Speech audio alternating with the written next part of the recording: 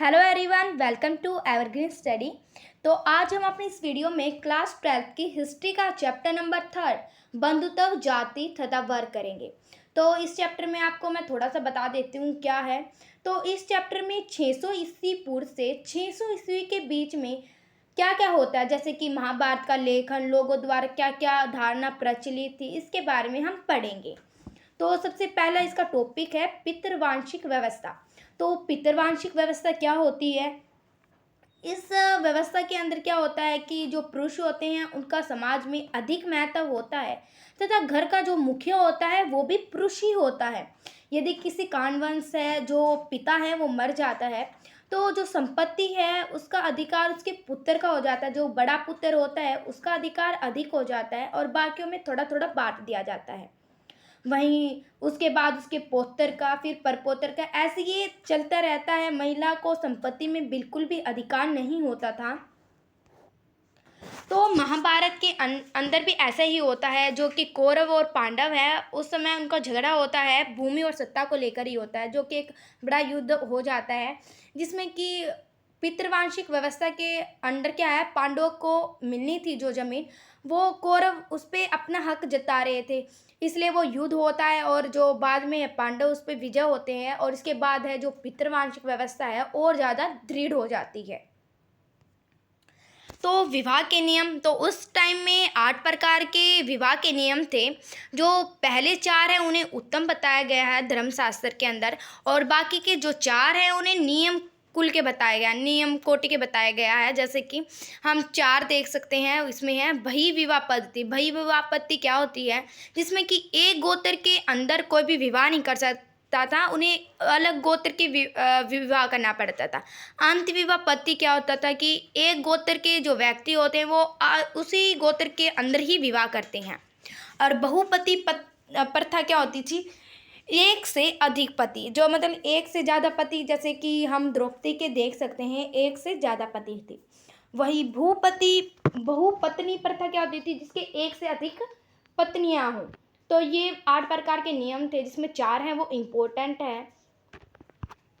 तो सिस्त्री के गोत्र, जो उस टाइम में जो सिस्त्री हैं उनके जो गोत्र हैं वो 1000 ईस्वी पूर्व के बाद जो प्रचलन हुआ गोत्रों का, जिसमें ये माना जाता था जो एक वैदिक ऋषि के नाम पर हर एक गोत्र होता था और उस गोत्र के जो सदस्य होते थे उस ऋषि के वंशज माने जाते थे।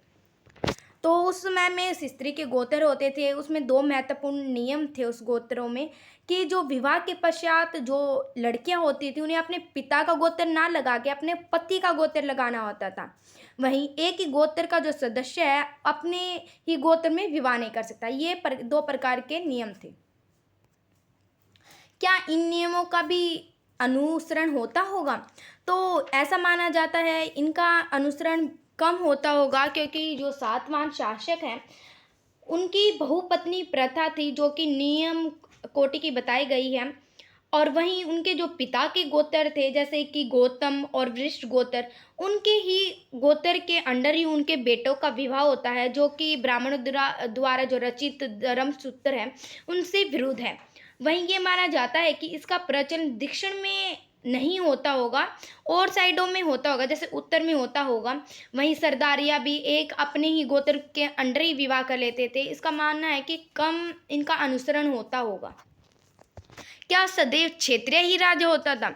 जो राजा है वो ये जो ब्राह्मणों द्वारा रचित है धर्मशास्त्र, उसके अंदर क्या था, जो राजा वो क्षेत्रीय हो सकता था, वो नियम कुल का नहीं हो सकता था।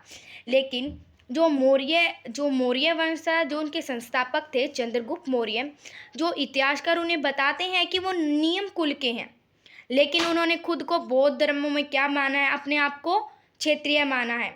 वहीं मौर्य के जो उत्तराधिकारी थे, जो उनके बाद राजा बने, जैसे शुंग और कवैय थे, वो भी खुद ब्राह्मण थे। तो ऐसा माना जाता है कि जो लोग अपना संसाधन जुटा ले या उपभोग कर ले या अपने आप को समर्थन जुटा ले लोगों का, तो वही राजा बन सकता था। ये जरूरी नहीं था कि जो राजा वो क्षेत्रीय ही हो। तो वहीं देख लें हम शकों को, जो कि मलेच्छर थे, बर्बर और अन्य देशी आए थे, वो भी राजा बन गए। तो इसी तरीके से ये माना जाता है कि जो संसाधन जुटा लेता था वो राजा बन जाता था। समाज में भिन्नता, तो उस समय पे समाज में भिन्नताएं थी। समाज में जो ब्राह्मणों द्वारा 4 वर्गों में लोगों को बाँटा गया था। वो 4 वर्ग कौन से थे? एक ब्राह्मण था, क्षत्रिय था, वैश्य था और शूद्र था। ये प्रकार के थे जो कि ब्राह्मणों द्वारा बाँटे गए थे। तो ब्राह्मणों ने इसमें क्या कहा था? पुरुष सुंगत मंत्र था एक, जिसके अंदर क्या था? ब्राह्मणों ने ये बाँटा था कि जो ब्रह्मा है उसके जो मुख है वो ब्राह्मण है, वहीं जो ब्रह्मा की जो भुजाएं हैं वो क्षत्रिय हैं, और ब्रह्मा की जो जंघाएं हैं वो वैश्य हैं, और जो उसके पैर हैं वो शूद्र हैं, और उनके काम भी उनके ही आधार पर बांटे गए थे। जैसे ब्राह्मणों का कार्य क्या क्या होता था? जैसे कि वेदों की शिक्षा देना, यज्ञ करवाना और करना, और दान दक्षिणा देना और लेना, ये कार्य होते थे ब्राह्मणों के।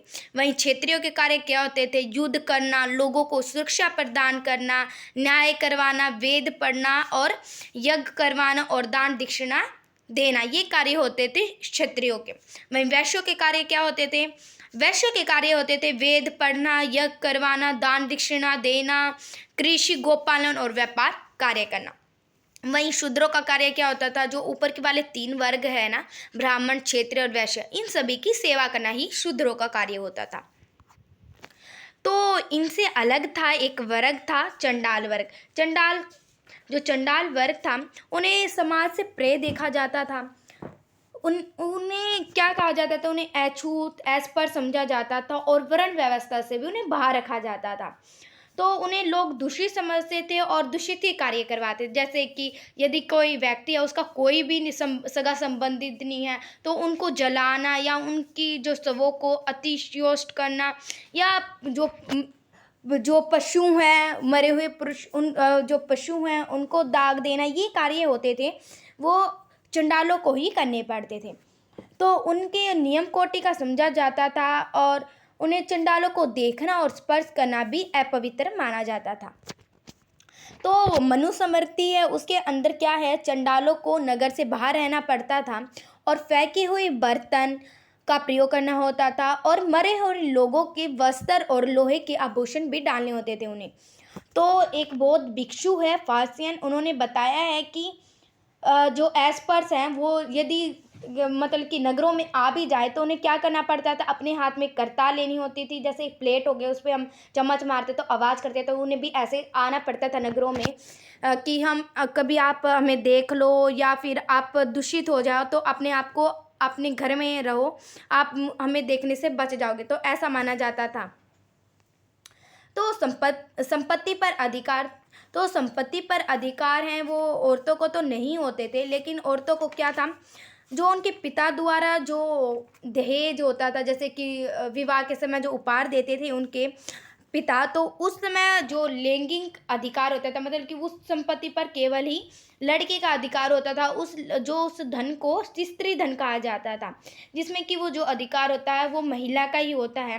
वो चाहे तो अपनी संतान को विरासत के रूप में दे देती थी, लेकिन उसके पति का अधिकार इस पे बिल्कुल भी नहीं होता था।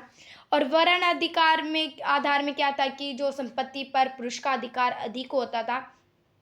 तो ये माना जाता है, जो कि मैंने पितृवांशिकता आपको बताई, यही था वर्ण आधार की, उसमें पुरुषों को ही अधिकार अधिक होता था समाज में।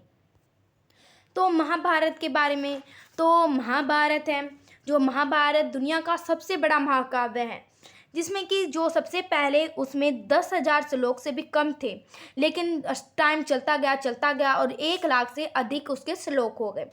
जो वृत्त रचनाकार है उसको ऋषि व्यास को बोला जाता है। वहीं मूल कथा की जो रचयिता है उन्हें भारसारथी को कहा जाता है।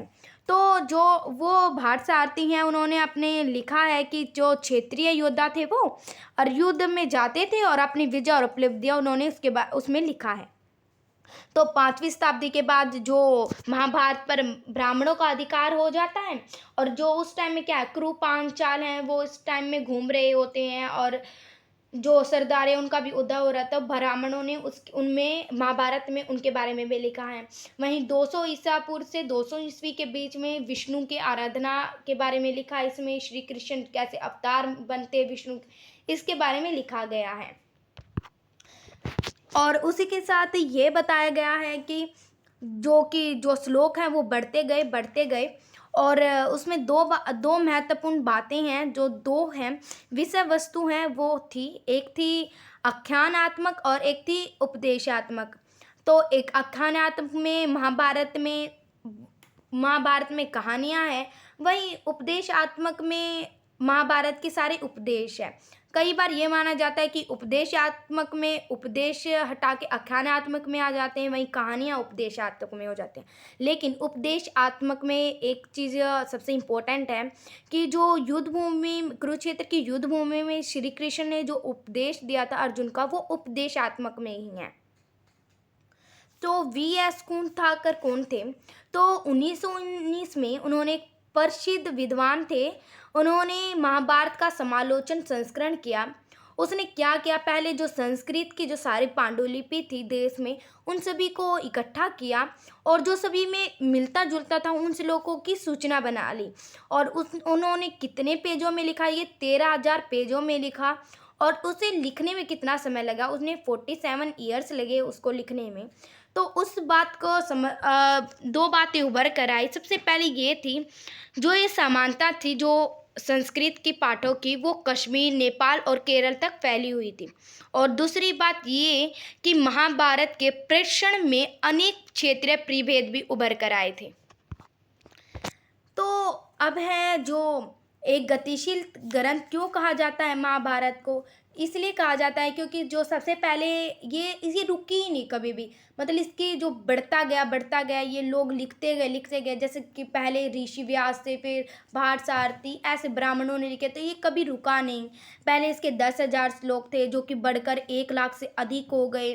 वहीं अलग अलग भाषा में लोगों ने लिखते रहे इन महाकाव्य को, पुनर्व्याख्या होती गई, मूर्तिकला और चित्र इसमें ऐड होते गए।